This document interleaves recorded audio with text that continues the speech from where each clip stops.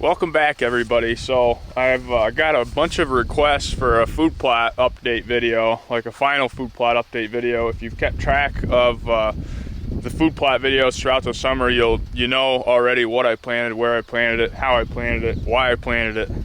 But I'm just going to go over kind of what is really the final product and what is going to get the deer through the winter right here on the Bailey farm. And I did a really good job with a few of these food plots, and then some other ones that got a little wet, not so much. But overall, I couldn't be any happier with this one right here. This turned out way beyond expectations, and I did in this food plot, I did some experiments that I'd never done before with, like, the beans. I broadcasted Brassica right into the beans, you know, August 1st, not really knowing what was going to happen with that, if it was going to germinate, if it was going to grow at all, or if it was going to actually hurt the beans and take away from the beans, or I just didn't really know what was going to happen with that. And as you'll see in a second, I am beyond pleased with it. And what else? Oh, I broadcasted soybeans in the top part of this cornfield as well. When the corn got planted, I went through there and broadcasted soybeans literally right within amongst the corn, and I'm going to show you how good that turned out as well. So pretty much all my experiments ended up coming to fruition and being great. So let's start with the Brassica right here on the edge. You know, this is where the old fence line used to be right here. So I took and I planted all this to Brassica, and as you can see, it's absolutely enormous.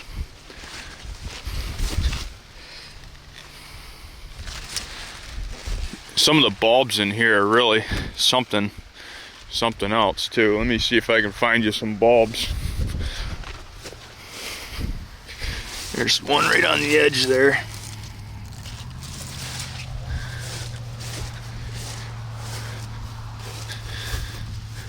There are some really big Brassicas in here, but that goes right down the edge. That's an absolutely ton of food. You know, before on the video I had got questioned, what's your absolute favorite food plot seed? And without a doubt, your best bang for the buck, in my opinion, is Brassica. It's this tiny little seed that's so minute you wouldn't believe it, and that little seed can turn into a massive amount of forage for the deer. The amount of tonnage you can get out of such a tiny seed is incredible, really.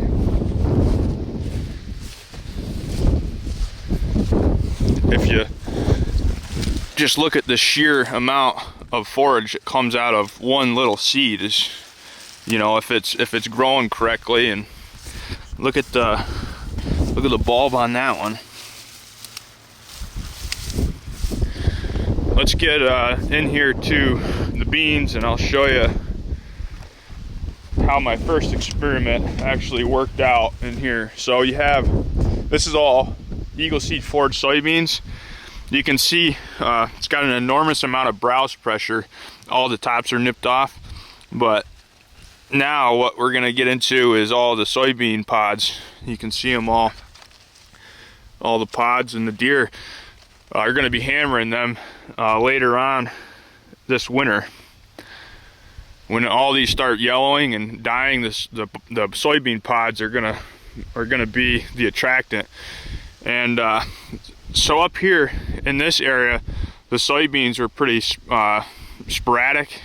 This is where the drill turned around and it wasn't seeding the soybeans very good. So like I said, I came in here and broadcasted Brassicas, and look at how good the Brassicas are doing right here amongst the soybeans. I mean, this is a Brassica that just got broadcasted. You know, the dirt wasn't tilled at all. This is just broadcasting Brassicas right onto the ground, and you know, they're doing absolutely awesome right in amongst the soybeans here. So wherever you don't have soybeans, you have some pretty substantial Brassicas coming up that are gonna obviously provide a ton of food even after the soybeans are gone. Some of these soybeans have some pretty big pods on them.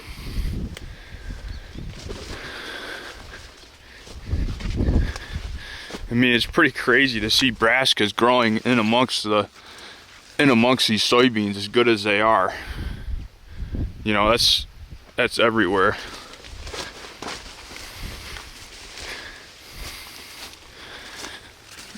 There's some really big bean pods in there. Lots of them. This stuff is super tall as well. You can see it compared to me. What else today? I wanted to show you so I broadcasted a whole bunch of soybeans into the top part of this cornfield. This stuff's kind of hard to walk through. You can see the brassicas coming up right in there as well. Okay, let's get to the corn. Okay, so we're into the edge of the cornfield.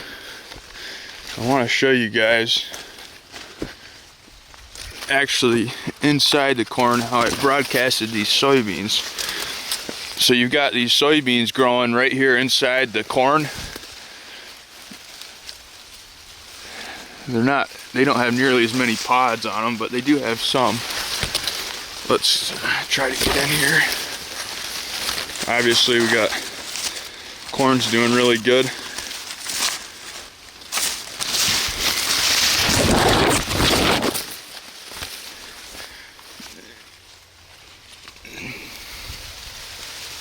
There's some soybeans.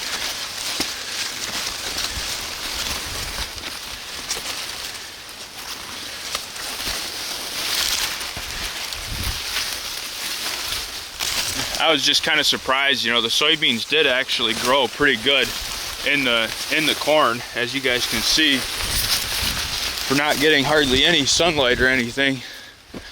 That was pretty surprising to me.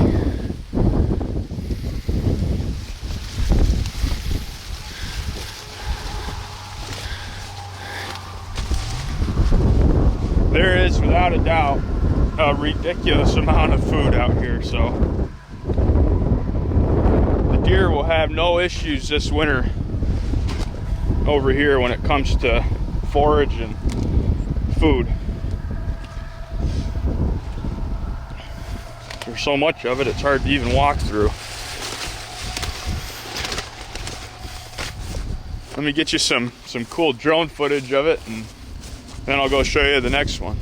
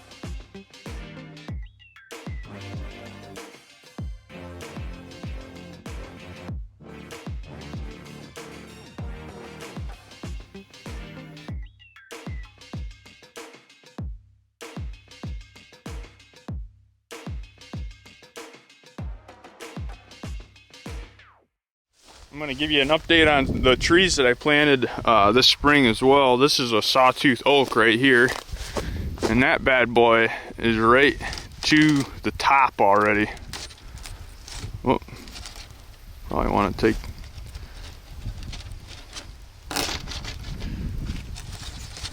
I guess when they hit the top you want to take those things off. But that thing was literally a stick about that tall when I planted it, and now it's all the way up to the top. I didn't realize it. I thought these things would just come off when they grew that high, but I guess I have to go around and take them off. I don't want to. It's trying to grow right through the mesh instead of just pop it off, you know. But that's pretty darn good growth in one growing season. I planted a bunch of chestnut trees that I got from my buddy Craig as well that aren't doing very good. We'll go check some of those out on the strip food plot right now. Okay, we're down here to the strip food plot. This was the cornfield that Carl had chopped, and he actually just came in here and he spread it with crap, and then he spread a bunch of winter wheat on it and then disced it in. So this is going to be a giant food plot in itself when all that winter wheat starts coming back up. So this is the strip food plot, and the Maximum Blend Brassica did really good on the top portion of it, and then we got all that rain, and the backside of it didn't come up good. So what I did, I think it was like the first week of September, I went in there and spread 200 pounds of winter wheat on it. So we're gonna go check out and see how that winter wheat's doing. I can already tell it's doing really good because it's really green. And without that, it wouldn't have been really green. So here is a sawtooth oak tree right here growing. That's got quite a ways before it hits the top.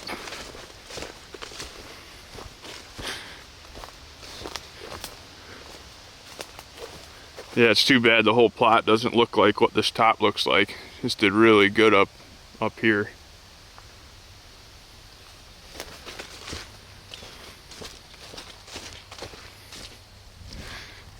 Here's one of the chestnut trees.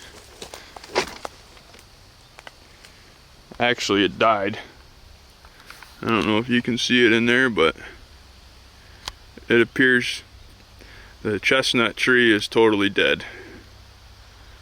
So that one was a total failure, but we'll just plant a different tree there next spring.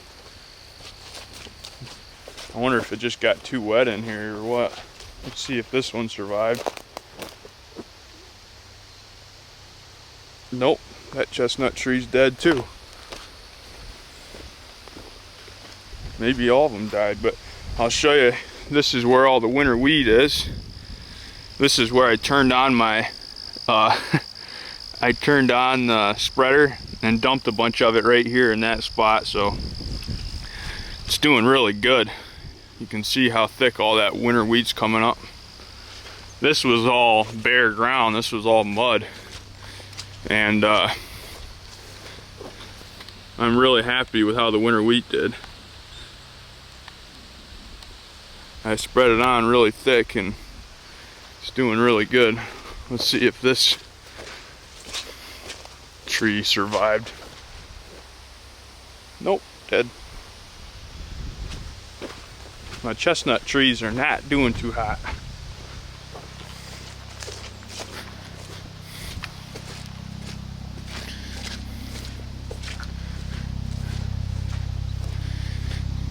Yep, this was a huge save for the food plot with this winter wheat, because otherwise this was all just mud and dirt down here. But this winter wheat did really good. Here comes the helicopter.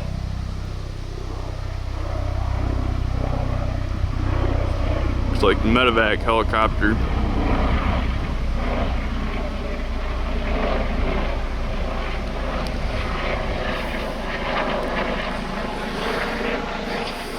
Looks like it's going to Jamestown from Erie. Let's see if This one's...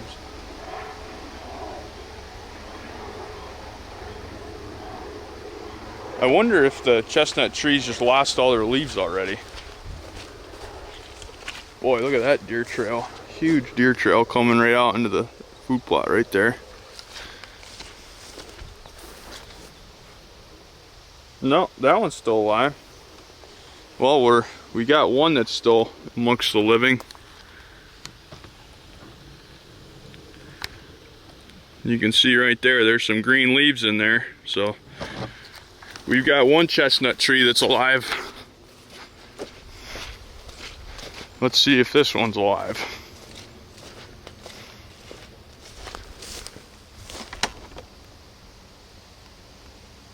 Yep, that one's alive. Okay. This is swamp oak right here that I planted. It's a good thing it's a swamp oak because it is swampy. That one's doing really good. You can see that there's a mound of dirt right here, and Nebraska is doing really good on that high spot, you know, out of all this wet stuff. But this is extremely wet down in here. Right down in here, that's where Kaylee killed stickers 2 years ago, and right where Dad killed the bully 7 last year, from right there. You can see right around the very edge of the food plot where it's a little higher, the Brassica did pretty good. There's one giant Brassica plant. That one's on steroids.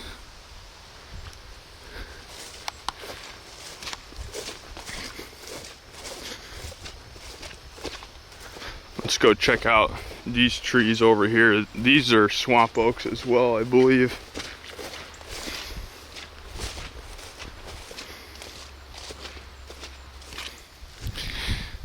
These ones are alive and well, these swamp oaks. Seems like all my swamp oaks are doing really well, even in this extremely wet ground. I know they're called swamp oaks because they're good in swamp, but I didn't know how swampy they'd actually be good in, and because it's standing water down here. Let's see how this one looks. Oh, that one's still doing good. There's a deer bed right here.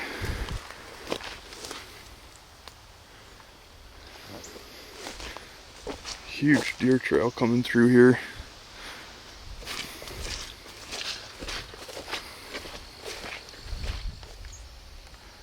There's a few apples holding on in this tree up here. Quite a few of them actually. And you know that the deer are hammering them because there's... Holy crap, look at the size of that thing. That's a giant apple for... That's pretty impressive. This apple tree is obviously benefiting from all the lime and fertilizer I'm putting on the plot, because that's a no joke apple right there. I wonder how it is.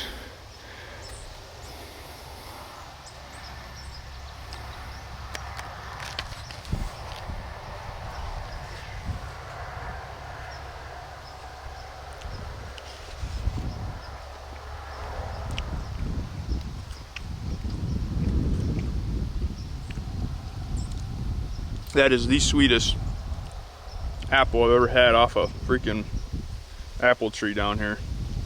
That is good.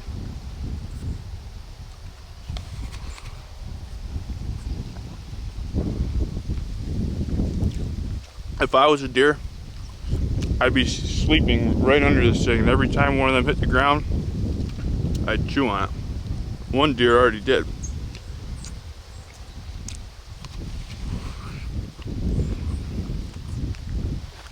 That is really good.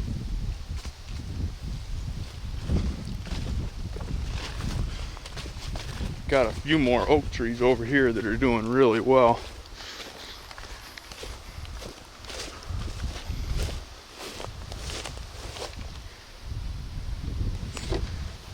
This one's really tall, almost to the top. Let's see them right in there.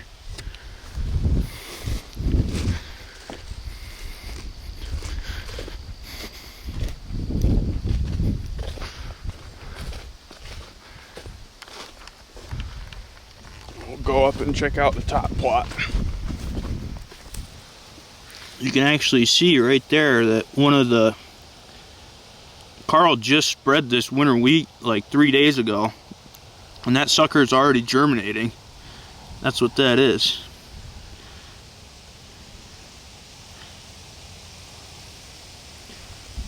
So that's pretty darn good. This is that center food plot that I planted.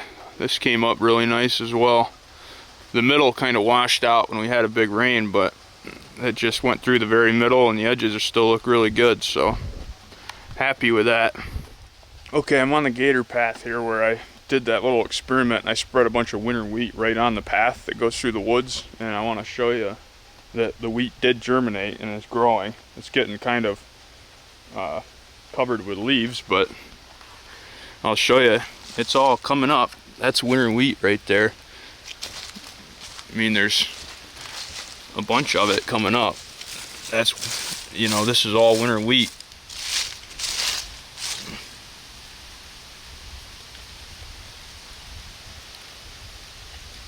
You can see the seed right there. So it's coming right up through here and right around. I'm sure the deer are eating it. There's just so many leaves coming down now that it's all getting covered up. But it's definitely coming up. It germinated. So this is the food plot at the corner of the gas well piece, and we have it all pretty much blocked off by corn. We're using that as a barrier, and this came up pretty good. It's pretty weedy in the middle, and then that first week of September, it came through and spread a bunch of winter wheat right along the edge, and you can see all the winter wheat's coming up really good right along the edge. That's really tender stuff. The deer really like this stuff when it starts getting cold. That stays green pretty well into the winter as well, so it's all looking good. I'm gonna go ahead and wrap this video up for you guys. Obviously, a few food plots I didn't show you, Carl's and our upper farm. I just don't want to go up there and disturb any of that stuff right now, so we'll stay out of there. If you have any questions about what I did or how I did it, I mean, I can answer them for you, even though I'm sure I answered them on a video when I planted all this stuff. So we'll be back after them. Thanks for watching, everybody. Have a good one.